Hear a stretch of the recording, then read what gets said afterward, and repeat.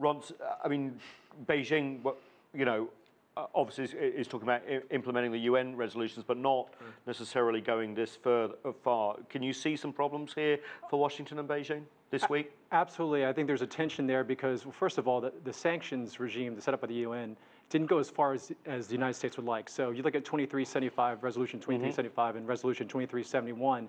They didn't target the energy exports as drastically as the United States wanted. So Russia and China curtailed what the United States would have wanted into those UN sanctions. And look, let's also remember that when it comes to sanctions, the president isn't the only actor. So Congress today, or this week, has passed through the Senate Banking Committee new sanctions potentially targeting Chinese banks that facilitate transactions with North Korea. Just before the trip. Just before the trip. So, you know, Mr. Trump is also dealing with the domestic pressures to ramp up his rhetoric in dealing with the North Korea situation. One thing that jumped out at me when I was watching the speech before the National Assembly was he mentioned that a thin line of civilization that divides the world. And he used that civilizational concept as well in his speech in Poland running up to the G20 summit. So Mr. Trump seems to portray the world on one end as a civilization, the difference between one civilization and another, or the uncivilized world and the civilized world, and how that translates into real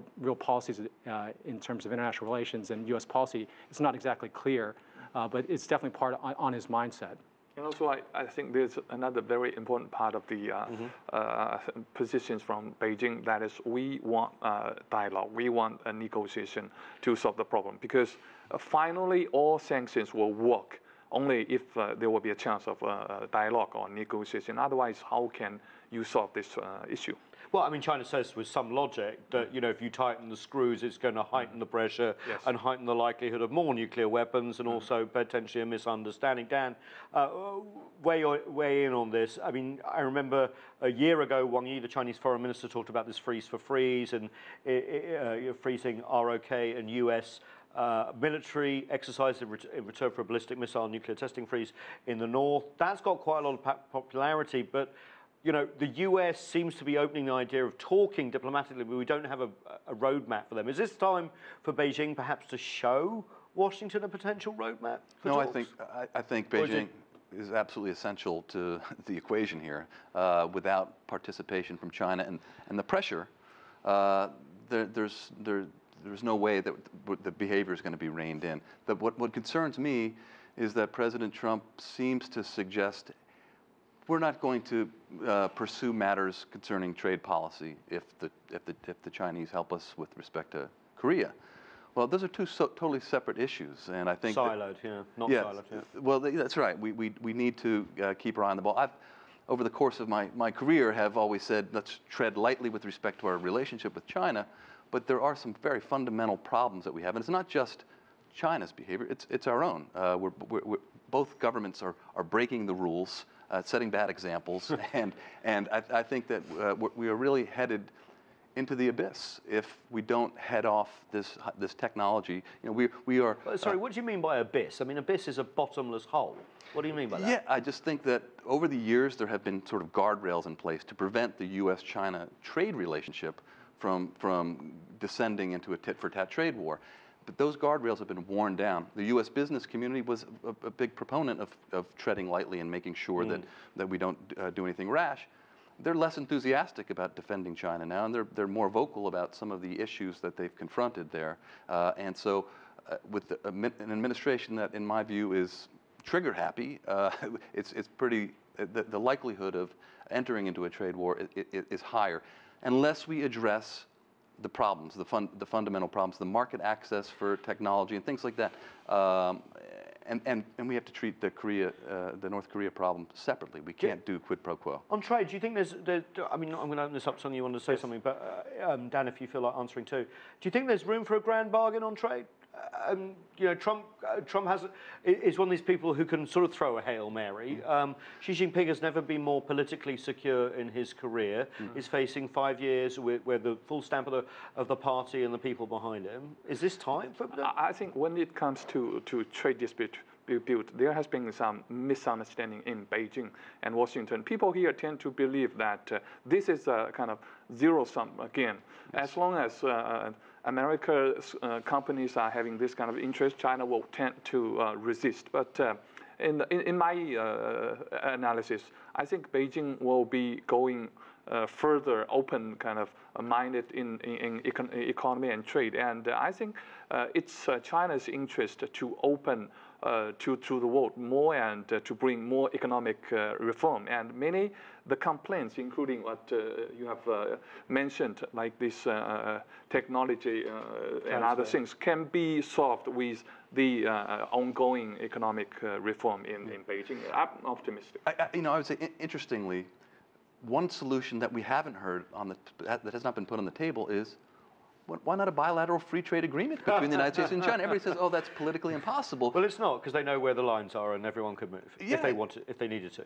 So I think it's something that we ought to consider and not just laugh off as a political impossibility. I think Trump doesn't like that. I heard some other leaders in the White House, they proposed this also, BIT. They like, well, there's the bilateral investment treaty, which has been negotiated for several years. And the red lines are out there. And the red lines are out. That's run into some difficulties, but we can also do a trade agreement as well to address the market access issues, the intellectual property issues, the service sector access to markets.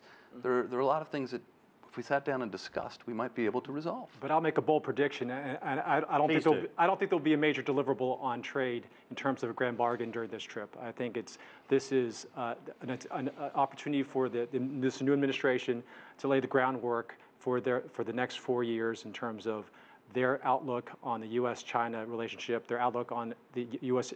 footprint in Asia. But when it turns down into the details of deliverables, I'm not sure that this administration is in the place politically, in the place logistically, to lay out some of these deliverables. Okay, let's go on to the broader relationship. A tweet came out from China from the president, and he said, we got it up here, yeah. On behalf of FLOTUS, meaning the First Lady of the United States, Melania, and I, thank you for an unforgettable afternoon and evening at the Forbidden City in Beijing. President Xi and Madam Peng, we are looking forward to rejoining you tomorrow morning. So that was, Trump doesn't praise people often on Twitter, it's usually the opposite. We know from Mar-a-Lago in April, they actually had a pretty good rapport, despite the fact that people thought they wouldn't, because of their differing personalities and backgrounds and everything. We saw that at the G20, that they seem to get on, despite differences, that are well aired by both of them. Obviously, personal relationships only go so far. National interests are most important. Both leaders are going to do that.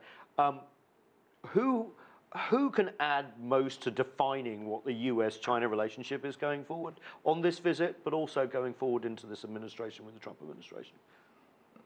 I think this personal communication will be very crucial, but I'll give you one example. Before the 19th National Congress of CPC, Mr. Trump had a call with Mr.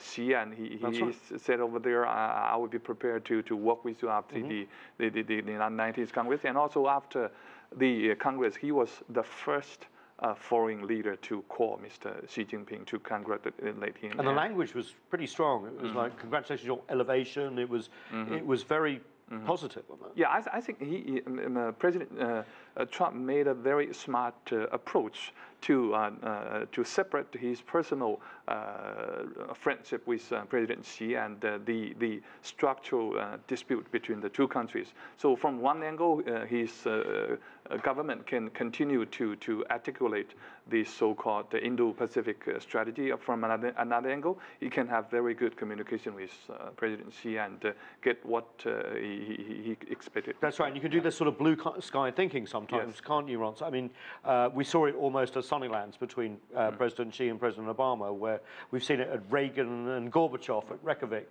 Didn't go anywhere, but is this time for blue sky thinking? If you could, write what was going to come out of this, what would you like to see emerge? Well, I do think it's an opportunity that this personal rapport is important. I think that the Chinese have been very savvy in having a state visit plus approach by reaching out and showing that Trump's granddaughter reading Chinese poetry and Arabella diplomacy. Exactly. So that type of flattery, I think, really works with President Trump. And I also think President Trump respects power. And when he's talking, when he says, well, President Xi's kind of like the king of China, I think he actually means that, and he respects that. And so I think having that mutual respect is very important. And I do think that states act within a structural framework, but people are the historic enablers to walk into new gateways. And so maybe this is a time for that.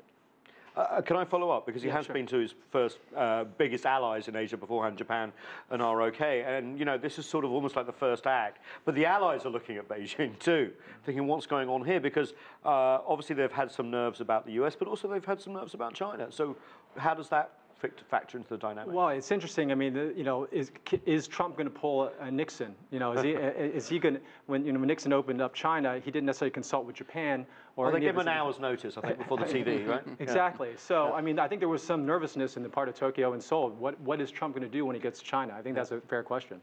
What do you think, Ken? Well, look, I think the Asian economies, the Asian governments, the Asian peoples want a U.S. presence and a Chinese presence. They don't want one or the other. They want us both there to sort of balance off. The Singapore model. Yeah, exactly. And when the United States bailed out of TPP, I think it left a lot of people wondering, what's going to happen next. But to get back to the tweet, I got a kick out of it.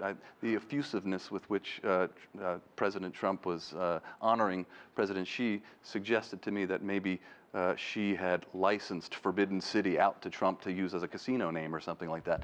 But I can assure you that hasn't happened. Yes, but personal rapport is definitely important, but we have to also be mindful of the fact that some of the people who are advising Trump are very, very skeptical of the relationship and skeptical of China. Peter Navarro wrote a book, Death by China. He's not on the trip. He's not on the trip for that, maybe for that reason. I would not have advised that he'd go on that trip. Steve Bannon has been, chiming in about remembering our relationship with China. So that said, this personal rapport particularly with somebody like Trump, who seems to relish personal praise and relationships like that, that might do the trick to counterbalance bad instincts. Well, I've seen the Forbidden City up close a few times. It is really impressive. One quick question from all of you, 10-second answer. If you were showing Trump around modern China, what would you show him? Okay. What would I show him in modern China? Yeah. I'd take him up and down the streets of Beijing, Shanghai, in Guangdong area, Shenzhen, to show what progress means. He was very effusive in his praise of Korea for its rise from the ashes in the 50s. China's done more than that. Ronce, what would you show Trump if you were showing him around Beijing or elsewhere in China? I would take him on the rail lines, I'd take him to the ports, I'd take him to the airports, I'd show him the infrastructure that's been developed there, and remind him that he made a promise to the American people that he was going to deliver on infrastructure, and that's yet to happen, and that's really the foundation for economic growth. Yeah, high-speed rail. What would you say? I think I will bring him to a remote village, poor village, next to Beijing, and to show him what ordinary poor Chinese people are living and what are their ambitions, what are their expectations, and to tell him that China's kind of mission in the coming decades still is to make its own people to live a better life. I think that's a great answer. The transformation and the differences are quite incredible. Great panel. That's all we have time for, unfortunately, on this edition of The Heat. I'm Nathan Keenan, Washington, D.C. Tune in again. Thanks a lot.